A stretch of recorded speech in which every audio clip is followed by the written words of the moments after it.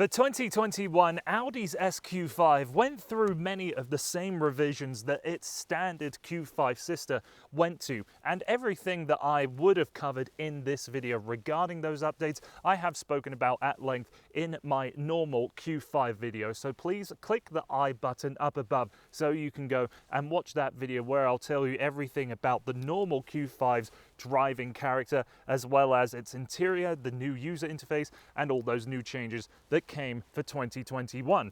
But this SQ5 has a small but very welcome addition that we'll see back here. It is my pleasure to report to you that Audi has caved and they put real exhaust outlets back onto the SQ5. As you may remember, with the pre-facelift model of this compact performance crossover, Audi had that same fake vent plastic bumper setup of what they have in their other mainstream vehicles, which to me is annoying in those vehicles, but in a performance car, just downright unacceptable. So I'm glad to report that revision has come along. But otherwise, the SQ5's formula is largely the same. We still have a 3-litre hot V turbocharged V6 engine that produces 349 horsepower and 369 pound-feet of torque. Audi claims it can go 0 to 100 in 5 seconds, and even though the model I'm testing out has a 19-inch winter wheel package, there are new 21-inch rims available for the SQ5. So the whole point of an S-badge vehicle is to really get behind the wheel and drive it. So let's hop in and talk about what I think is going to be the most notable change for this new SQ5, but then how it drives in general. It's been a few years since I've been behind the wheel of one of these things, so let's get on the road. Now, before I even turn on the engine of this SQ5, let's put this into dynamic mode, and now let's start up the engine, okay? Now, on startup, in dynamic, the engine will purposely rev a little bit higher so you can get a little bit of crackle on the downturn.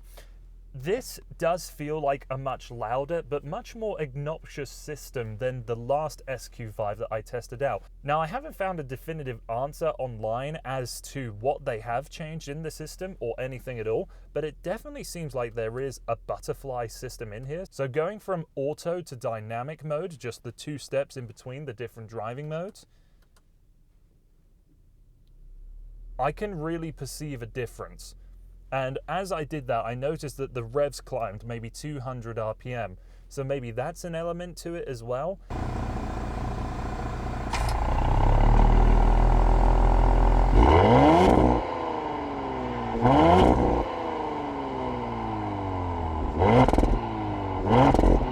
But when you're driving along, you really notice a lot more crackles and pops and a lot more vibrancy from the exhaust than I ever noticed from the last SQ5 that I tried out.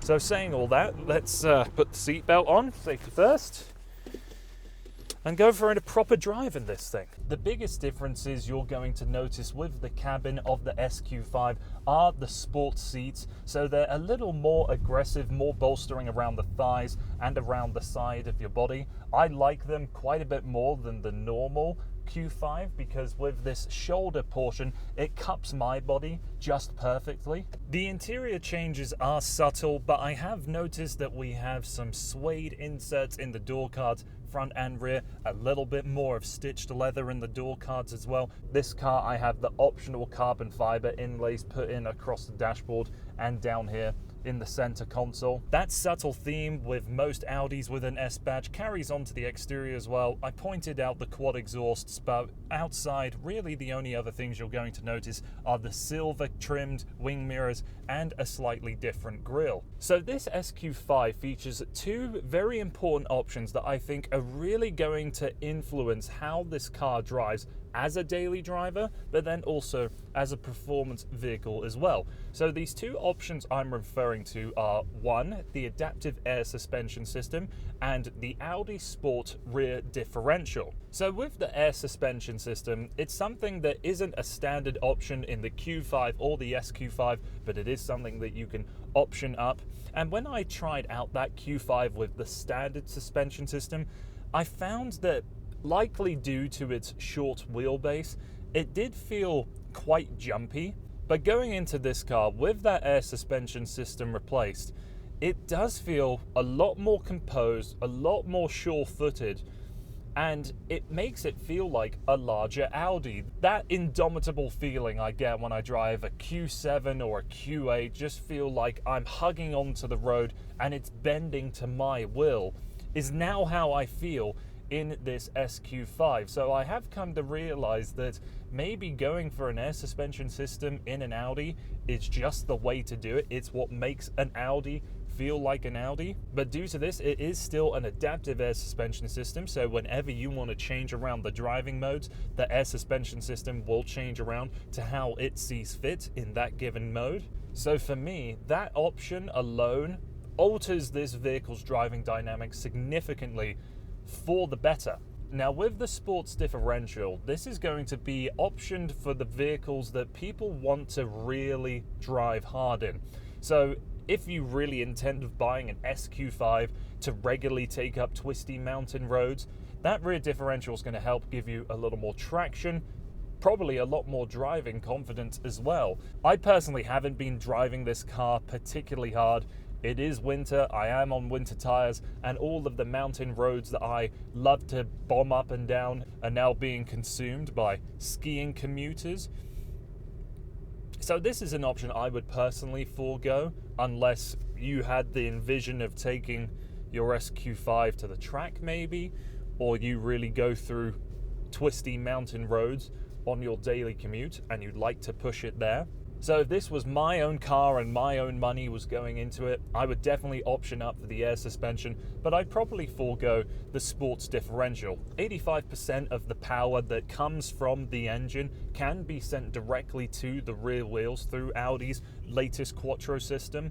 I have to say, these upgraded brakes really do appear to be quite squeaky. I know this is a brand new car, maybe they just haven't been burnt in the way that they need to, but it's more than apparent throughout my short drive with this car so far. Other aspects of the driving, well, you can tell there is a little more weight in front of you with that much larger engine, but you aren't noticing that so much in the steering. It just feels like there's a little more substance in front of you. And the 8-speed traditional automatic transmission is a little bit of a shame when you want to use it. When you leave it alone to its own devices and it's just a 2-pedal automatic, it's fantastic, no problems whatsoever. But when I go into sport mode and maybe I want to change gears myself, there is a lot of reluctance to ever shift down when you're on throttle, when you're on braking. Like that was one pull. Let me go up a couple gears. Upshifts are perfect. I have no problem there at all. It's all the downshifts that let me down. So here, foot on throttle, gonna pull. That was a couple seconds until I saw the needle move and the number change on the tag. Let's try again. Same again. I know the dual clutch transmission that you find in the normal Q5 doesn't work here. What I was originally told was that the torque of the V6 couldn't match up well to the dual clutch, and that's why it is the way it is. But I can't help but think in a performance car, or something that's branding itself as a performance car, that the involvement from you paddle shifting is a critical element to what makes a performance car enjoyable. And I drive this car and I'm not quite sure I am enjoying myself when I want to be a little bit leery. I'm just never fed the things that I want.